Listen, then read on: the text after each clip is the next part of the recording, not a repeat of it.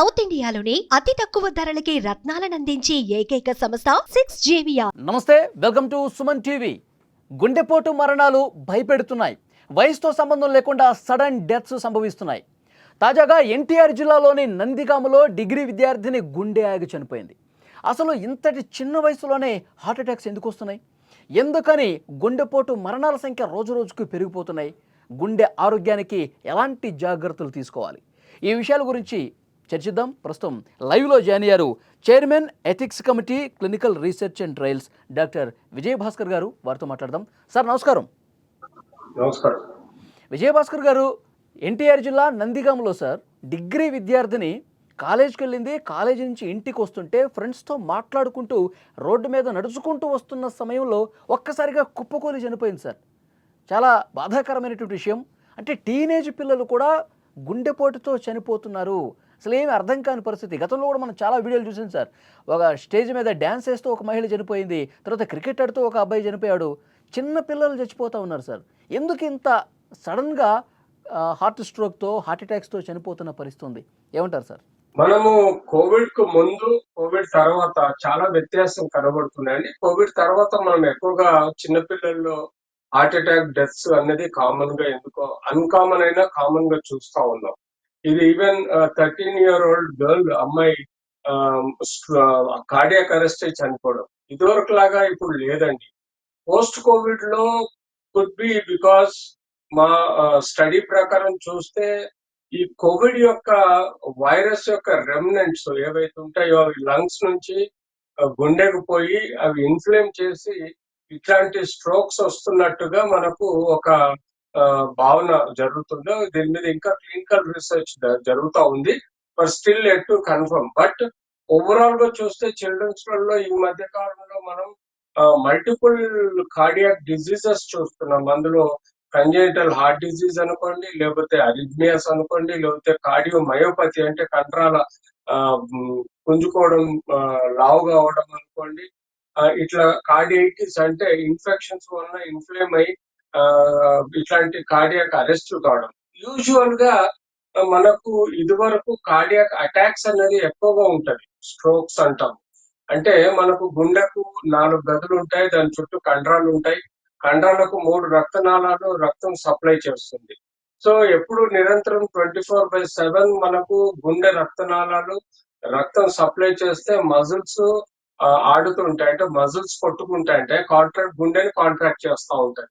So ఎప్పుడైతే ఈ 3 రక్తనాళాల్లో ఏదైనా ఒక రక్తనాళం కానీ, 2 రక్తనాళం కానీ, 3 రక్తనాళాలు బ్లాక్ అయినప్పుడు దీనిలో మనకు గుండె నొప్పి, గుండె హార్ట్ స్ట్రోక్ కానీ, లేకపోతే గుండె heart arrest are cardiac arrest కానీ జరుగుతాయి. సో 1 to 2 రక్తనాళాలు, 1 కానీ 2 రక్తనాళాలు, దాన్ని కొరనరీ ఆర్టరీస్ అంటారండి. యూజువల్ గా ఫ్యాట్ వల్ల కానీ, లేకపోతే మనము కొవ్వు కానీ, లేకపోతే టిష్యూ కానీ పేరుకుపోయినప్పుడు అడల్ట్స్ లలో ఎక్కువగా మనం చూస్తుంటాం. స్మోకింగ్ వల్ల కానీ, లేకపోతే diabetes, hyper tension, alcohol, junk food, stress, ఇవన్నీ కారణాల వల్ల యూజువల్ గా అడల్ట్స్ లో మనం ఎక్కువగా పెద్దవాళ్ళలో ఎక్కువగా స్ట్రోక్ చూస్తూ ఉంటాం. స్ట్రోక్ వస్తే కొంత సమయాన్ని ఇస్తుంది అది కాపాడుకోవడానికి. కానీ అదే 3 రక్తనాళాలు ఒకేసారి బ్లాక్ అయితే అది కార్డియాక్ అరెస్ట్ లో దారితీసి సడన్ డెత్ అవుతుంది. అది ఈ మధ్య కాలంలో మనం చూసాము. రాజ్ కుమార్ హీరో గానీ, లేకపోతే గౌతమ్ రెడ్డి మినిస్టర్ గానీ, తారక రత్న హీరో గానీ, ఈవెన్ అబ్దుల్ కలాం లాంటి వ్యక్తులు కూడా డాష్ మీద మాట్లాడుతూ సడన్ గా కొలాప్స్ అవడం, చనిపోవడం చూసాం. కానీ విచిత్రంగా ఏంటంటే ఇప్పుడు చిన్న పిల్లల్లో ఇలాంటి మరణాలు రెగ్యులర్ గా మనం చూస్తున్నాం. అసలు చిన్న పిల్లల్లో బేసిక్ గా ఎలాంటి కోమార్బిడ్ డిసీజెస్ ఉండవు. బీపీ, షుగర్ గానీ ఏవి ఉండవు. ఎలాంటి మన చిన్న పిల్లలలో అడల్టరేట్ ఫుడ్ కానీ, లేకపోతే జంక్ ఫుడ్ కానీ, లేకపోతే స్మోక్, ఆల్కహాల్స్ కానీ, ఇలాంటి ఏ బ్యాడ్ హ్యాబిట్స్ ఉండవు. అయినా కూడా చిన్న పిల్లల్లో ఇలా స్ట్రోక్ వస్తుంది. అందులో పోస్ట్ కోవిడ్ తర్వాత మనం ఎక్కువగా ఈ మరణాలు చూస్తున్నామంటే ప్రస్తుతము ఒకటి అనుకోవచ్చు, could be because of the virus యొక్క రెమినెంట్ ఏదైతే మైక్రో క్లాట్స్ ఉంటాయో అవి ఊపిరితిత్తులలో, గుండెలో పేరుకుపోయి క్రమేణా ఇలా బ్లాక్ ఏర్పడి 3 రక్తనాళాల్లో బ్లాక్ ఏర్పడి సడన్ గా కార్డియాక్ అరెస్ట్ అవుతున్నట్టుగా మనం గుర్తించడం. ముఖ్యంగా కార్డియాక్ అరెస్ట్ లో మనం ఎక్కువగా షార్ట్నెస్ ఆఫ్ బ్రీతింగ్, ఆయాసం రావడం, ఆయాసంతో పాటు ఛాతీ నొప్పి సడన్ గా రావడం, దాంతో పాటు నాజియా, వామిటింగ్ కావడం, అంతేకాకుండా యాంగ్జైటీ ఫీల్ అవడం, స్వెట్టింగ్, డిజీనెస్ రావడం, ఇలాంటి మనం లక్షణాలు పిల్లల్లో గాని పెద్దవాళ్ళలో చూస్తాం. కానీ ఈ కార్డియాక్ అరెస్ట్ అనేది మనకు సడన్ గా వస్తుంది, సమయం కూడా ఇవ్వటం లేదు. సడన్ గా స్వెట్టింగ్ వచ్చి కింద కూలిపోవడం, కింద పడిపోవడం, ఆ చైర్ లో కూలిపోవడం, చైర్ లో పడిపోవడం, అట్లా సడన్ గా డెత్ అయిపోవడం అనేది మనం ఈ మధ్య కాలంలో కార్డియాక్ అరెస్ట్ అనేది చూస్తున్నాం. కార్డియాక్ స్ట్రోక్స్ కన్నా కార్డియాక్ అరెస్ట్‌లే ఎక్కువగా చూస్తున్నాం. వీటిని దరిమిలా మనం కార్డియాక్ అసోసియేషన్, కార్డియాలజిస్ట్ అసోసియేషన్ కూడా తీవ్రంగా దీని మీద వర్కౌట్ చేస్తుంది. అన్నీ అసలు కూడా ఏంటి పోస్ట్ కోవిడ్ తర్వాత వచ్చింది దానిగా చూడాల్సిన అవసరం ఉందా? మీరు ఇంతకుముందు అన్నారు వైరస్ ఏదైతే ఆ ఆనవాళ్ళు ఉన్నాయో దాని వల్లనే కారణం కావచ్చు అన్నారు. అది నిజం అనుకోవచ్చా రెండిట్లో సార్? డిఫరెన్స్ ఏం లేదండి. వైరస్ ఆనవాళ్ళు అనుకోండి, పోస్ట్ కోవిడ్ లో కోవిడ్ వైరస్ వల్ల రెమినెంట్ మైక్రో క్లాట్స్ ఏమైనా ఏర్పడి ఉండుంటే, ఊపిరితిత్తులలో, గుండె రక్తనాళాల్లో ఏర్పడి ఉండుంటే, మోస్ట్ ప్రాబబ్లీ వాటి యొక్క ఇన్ఫ్లమేటరీ రియాక్షన్ వల్ల మనకి ఇలాంటి కార్డియాక్ అరెస్ట్ వస్తున్నట్టుగా భావించడం జరుగుతుంది. సో ఏదేమైనా సపోజ్ మనకు కార్డియాక్ స్ట్రోక్ అంటే సమయం ఇస్తుంది. అది మనం ఈ లోపల హాస్పిటల్ తీసుకోపోగలుగుతాం. ఇవ్వాల్సిన ఇంజెక్షన్స్, స్ట్రెప్టోకైనస్ గాని ఏదైనా ఇంపార్టెంట్ ఇంజెక్షన్స్ ఇవ్వగలిగితే, ఆ క్లాట్ ని డిజాల్వ్ చేసే ఇంజెక్షన్ ఇవ్వగలిగితే బతికించుకోగలుగుతాం. కానీ ఇక్కడ అలా పరిస్థితులు లేవు. మనకు ఎంతో మంది సెలబ్రిటీస్ గాని లేకపోతే ఈ మధ్య కాలంలో ఎక్కువ మంది చనిపోవడం జరుగుతుంది. ఇలాంటి కండిషన్స్ నివారించాలి అంటే ఈరోజు ప్రభుత్వం గాని, పేరెంట్స్ గాని, లేకపోతే ప్రివెంట్ హెల్త్ సిస్టమ్స్ గాని, లేకపోతే పబ్లిక్ హెల్త్ సిస్టమ్ గాని దీని యొక్క అవేర్‌నెస్ ఇంక్రీజ్ చేయాలి. అంతేకాకుండా ప్రీ మెడికల్ టెస్ట్‌లు కూడా ఎక్కువగా కార్డియాక్ టెస్ట్‌లు కూడా చేయాల్సిన అవసరం ఉంది. ప్రీ మెడికల్ టెస్ట్‌లు అంటే మనం టెక్నికల్‌గా ఈ యొక్క క్లాటింగ్ ఫ్యాక్టర్స్ గాని, లేకపోతే మనకు ఎక్కడైతే మనకు పేరుకుపోయి రక్తనాళాలు బ్లాక్ అయితున్నాయో, జామ్ అయితున్నాయో దీనికి కారణం తెలుసుకోవడానికి మనకి వేరియస్ కార్డియాక్ టెస్ట్‌లు ఉంటాయి. వాటి తద్వారా తెలుసుకోవడం అనేది మోస్ట్ ఇంపార్టెంట్. అంతేకాకుండా మరి ఇప్పుడు ఏమన్నా ప్రివెన్షన్ సిమ్టమ్స్ ఏమన్నా కనిపించే అవకాశం ఉందా సార్? ఇప్పుడు పిల్లలు చచ్చిపోతా ఉన్నారు. టీనేజ్‌లో వాళ్ళు ఆల్ ఆఫ్ సడన్ కుప్పకూలి ఇందాక చచ్చిపోతా ఉన్నారు. చెప్పినట్టుగా ఈ సింప్టమ్స్ మనం చూసుకోవాలండి. ఆయాసం రావడం, shortness of breathing, chest pain sudden గా రావడం, నాజియా, వామిటింగ్ అవ్వడం, యాంగ్జైటీ ఫీల్ అవ్వడము, స్వెట్టింగ్ రావడము, డిజీనెస్ రావడం. ఇలాంటి సింప్టమ్స్ మనం కామన్ గా ఎనీ కార్డియాక్ ప్రాబ్లమ్స్ మనం చూస్తూ ఉంటాం. కానీ కార్డియాక్ అరెస్ట్ లో మనకు అంత టైం ఇవ్వదు. అది సడెన్ గా ఏర్పడి సడెన్ గా కొలాప్స్ అయ్యి సడెన్ గా చనిపోవడం జరుగుతుంది. సో మనం దీన్ని ప్రివెంట్ చేయాలంటే ప్రతి ఒక్కరు నేర్చుకోవాల్సింది ఏంటంటే each one teach one or each one save one అనే కాన్సెప్ట్ లో మా Indian red cross society Hyderabad అంటే తెలంగాణ బ్రాంచ్ నుంచి యాజ్ అ కన్వీనర్ గా నేను సజెస్ట్ చేసేది ఏంటంటే ప్రతి ఒక్కరు ఫస్ట్ ఎయిడ్ ట్రైనింగ్ ప్రోగ్రామ్ నేర్చుకోవాల్సిన అవసరం ఉంది. ప్రతి ఒక్కరు ఈవెన్ మెడికో, నాన్ మెడికో, నా కామన్ మెన్ కూడా ఈ యొక్క సిపిఆర్ అంటే కార్డియో పల్మనరీ రీసస్టేషన్ అంటే కార్డియో పల్మనరీ రీసస్టేషన్ అంటే నేను ఇందాక చెప్పినట్టు ఆ అమ్మాయి పడిపోయిన ఆ, వెంటనే ఇమ్మీడియట్లీ పక్కనే ఉండే ఏ స్టూడెంట్ గాని, టీచర్ గాని, లేకపోతే ఎవరైనా ఒక పర్సన్ ఆయా గాని ఎవరైనా పక్కన ఉన్న వాళ్ళు సిపిఆర్ చేయగలిగితే, కార్డియో పల్మనరీ రీసస్టేషన్ చేయగలిగితే డెఫినెట్లీ చైల్డ్ ను గాని అడల్ట్ ను గాని మనం బతికించుకోగలుగుతాం. సిపిఆర్ అంటే కార్డియో అంటే హార్ట్ అండి, పల్మనరీ అంటే లంగ్. ఈ రెండింటిని రిట్రీవ్ చేయడం, రికవరీ చేసే రీసస్టేషన్ ప్రొసీజరే సిపిఆర్ ప్రొసీజర్ అంటాము. ఈ టెక్నిక్ ని ఇప్పుడు ఈ కాలంలో మనం ఎన్నో చోట్ల చూస్తున్నాం. ఆ మధ్య కాలంలో ఒక కానిస్టేబుల్ ఒక వ్యక్తిని సిపిఆర్ చేసి బతికించాడు. మొన్న ఎయిర్పోర్ట్ లో కూడా ఎయిర్ హాస్టెస్ ఒక వ్యక్తికి సిపిఆర్ చేసి బతికించారు. సో ఇలా మనం సిపిఆర్ అనే ట్రైనింగ్ ప్రోగ్రామ్ అందరికి, ప్రతి ఒక్కరికి కాలేజీలలో, స్కూళ్ళల్లో, ఇళ్లలో, పేరెంట్స్, పిల్లలకి, అంతేకాకుండా ఇంట్లో ఉన్న ముసలి వాళ్ళకు ప్రతి ఒక్కరు each one teach one, each one save అనే ఒక కాన్సెప్ట్ మోటో ద్వారా మనం నిజంగా వాళ్ళని బతికించుకోగలుగుతాము. సో ఈ సిపిఆర్ టెక్నిక్ నేర్చుకోవడం తప్ప ప్రివెంటివ్ మెజర్స్ లలో మనం చేయగలిగే ఇప్పుడు అడ్వాన్స్ ఇన్ని టెక్నాలజీలో మరణాలు ఇంకా జరుగుతున్నాయి. చిన్న చిన్న పిల్లలు కూడా చచ్చిపోతా ఉన్నారు. మనం మాట్లాడుకుంటా ఉన్నాం. ఎప్పుడైనా ఇలాంటివి జరిగితే మనం మీడియా తరపున ఒక బాధ్యతగా చెప్తా ఉంటాం. కానీ ప్రభుత్వం అన్ని స్కూళ్ళలో కావచ్చు, కాలేజీల్లో కావచ్చు ఇలాంటి అవగాహన కార్యక్రమాలు ఎందుకని పెట్టలేకపోతోంది? అంటే అవేర్‌నెస్ లేకండి. ఇప్పుడిప్పుడు అవేర్‌నెస్ పెరుగుతుంది. మేము సెమినార్స్ చేస్తున్నాము. సిపాట్ ట్రైనింగ్ ప్రోగ్రామ్స్ ఇస్తున్నాం కాబట్టి కాస్త అవేర్‌నెస్ పెరిగింది. కానీ ఈవెన్ దో చూడండి, అబ్దుల్ కలాం లాంటి మాజీ ప్రెసిడెంట్స్ కూడా సిపిఆర్ ఇయ్యలేని పరిస్థితిలో ఉన్నామంటే ఎంత అవేర్‌నెస్ తక్కువుంది అన్నది చూడండి. సో, టెక్నికల్‌గా మనం చూస్తే పబ్లిక్ హెల్త్ డిపార్ట్‌మెంట్ యొక్క ప్రైమరీ రెస్పాన్సిబిలిటీ. అంతేకాకుండా మేము ఇండియన్ రెడ్ క్రాస్ సొసైటీ ద్వారా కూడా as a chairman CPR first aid training programme నేను every day I'm organising the programmes. అలాంటి programmes governments, NGOs, public health systems అందరూ గేరప్ చేసి ప్రతి ఒక్కరికి మనము నేర్పగలిగితే డెఫినెట్లీ మనం రావాల్సిన అవసరం ఉంది. అట్లీస్ట్ ఎందుకంటే ఎవరన్నా పడిపోతే వెంటనే అంబులెన్స్‌కి ఫోన్ చేసి అంబులెన్స్ వచ్చే వరకు వెయిట్ చేస్తూనే టైం ఉంటారు. టైం ఇవ్వాలండి. అంబులెన్స్ వచ్చేటప్పుడు టైం పడుతుంది. మనం 3 నిమిషాల్లో రివైవ్ చేయగలిగితేనే మనిషి బతకగలుగుతాడు. 3 నిమిషాలు దాటితే ఆ వ్యక్తిని బతికేయలేం. సో, ఎనీ రిసస్సిటేషన్ వితిన్ 3 మంత్స్ 3 అవర్స్‌లో చేయగలుగుతాం. 3 మినిట్స్‌లో సారీ 3 మినిట్స్‌లో మనం చేయగలిగితే డెఫినెట్‌లీ బ్రెయిన్‌కు రికవరీ ఫాస్ట్‌గా ఉంటుంది. అట్లే హార్ట్‌లో కూడా రికవరీ బాగుంటుంది. సో, వితిన్ 3 మినిట్స్‌లో చేయగలిగే రిసస్సిటేషనే గోల్డెన్ మినిట్స్ గా భావించడం జరుగుతుంది. ఆ గోల్డెన్ మినిట్స్ లో మనం ఆ వ్యక్తిని కాపాడే ప్రయత్నం చేయాలి.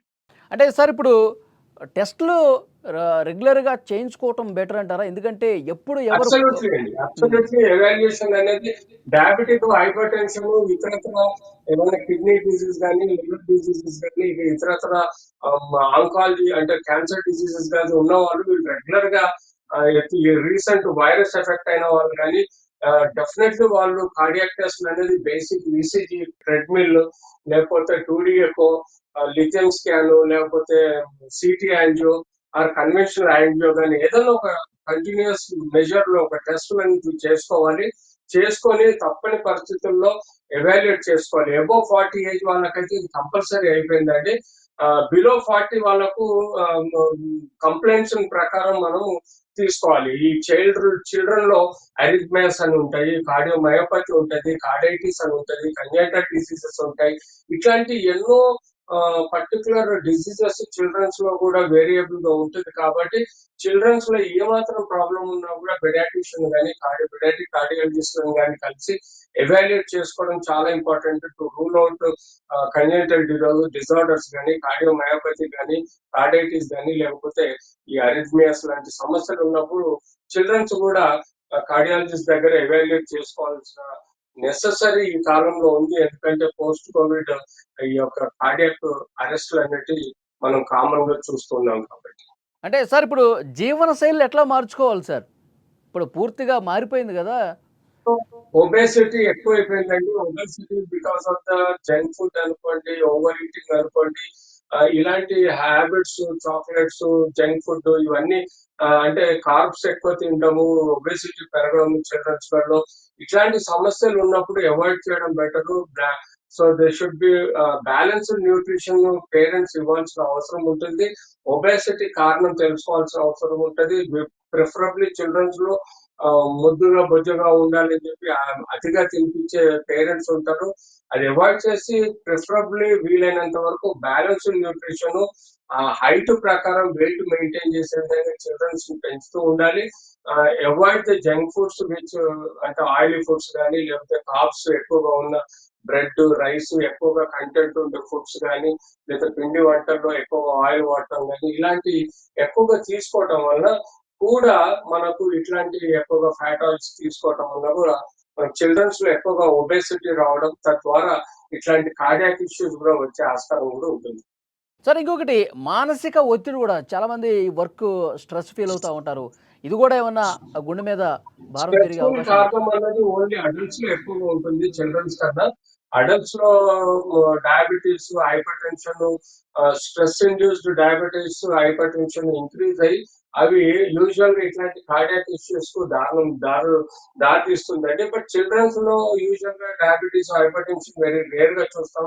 సర్టన్ కంజెంటల్ డిజార్డర్స్ లో చూస్తాం, హార్ట్ డిసీజ్ లో చూస్తాం, జోనైల్ డయాబెటిస్ అని ఉంటుంది. పుట్టుకతోట మనకు షుగర్ బీమారి ఉంటుంది. ఇట్లాంటి చిల్డ్రన్స్ లో ఒబేసిటీ వచ్చి అన్యూజువల్ డైట్స్ ఉండి స్ట్రెస్ ఉంటే కూడా మనం చిల్డ్రన్స్ లో చూస్తాం. కానీ స్ట్రెస్ ఎక్కువగా అడల్ట్స్ రిలేటెడ్ కార్డియాక్ డిసీజ్ మీద ఎఫెక్ట్ అవుతుంది. సార్ ఫైనల్‌గా చెప్పండి. పిల్లల్లో ఈ గుండెపోటు మరణాలనేవి ఈ మధ్య కాలంలో వింటున్నాం. మీరు ఇంతకుముందు అన్నట్టు పోస్ట్ కోవిడే ఎక్కువ వింటున్నాం. అంతకుముందు అసలు ఏమీ లేవా సార్? మీకున్న అనుభవం బట్టి చెప్పండి. అబ్సల్యూట్లీ, అంతకుముందు జీరో ఉండేనా? అబ్సల్యూట్లీ మనం క్లినికల్ డాటా తీసుకుంటే ప్రీ కోవిడ్, పోస్ట్ కోవిడ్ అనేది చూస్తే పోస్ట్ కోవిడ్ లో మనకి ఎక్కువగా ఐడెంటిఫై అవుతున్నాయి. ప్రీ కోవిడ్ లో అంటే బిఫోర్ కోవిడ్ లో మనము అసలు రేర్ గా అసలు మచ్చుతునక కూడా ఒకటి కూడా మనకు పిల్లలలో అన్లెస్ అంటే కార్డియాక్ డిసీజ్ కానీ, అరిథ్మియాస్ కానీ, లేకపోతే కంజెంటల్ డిజార్డర్స్ కానీ, కార్డైటిస్ కానీ, మయోపతి లాంటి డిసీజెస్ రావటం వల్ల పిల్లలలో వెరీ రేర్ గా డెత్స్ చూసాం. కానీ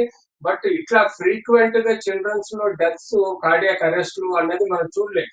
బిఫోర్ కోవిడ్ హార్ట్ ప్రాబ్లమ్స్ వచ్చినా మనకు చెప్పేటివి కొన్ని సిమ్టమ్స్, సైన్స్ కనబడి చిల్డ్రన్ ఎక్కువగా ఐడెంటిఫై అయ్యి వాటిని ఫర్దర్ గా ట్రీట్ చేయగలిగాం. కంజెంటల్ డిజార్డర్స్ కానీ, లేకపోతే ఇతర మయోకార్డైటిస్ కానీ. కానీ ఈ కాలంలో మనం సడన్ కార్డియాక్ అరెస్ట్ అవ్వడం కూడా కొంత మనకు కోవిడ్ వైరస్ యొక్క రెమినెంట్ ఎఫెక్ట్ అన్నది కొంత డౌట్ గా కూడా మనకు తెలుస్తుంది.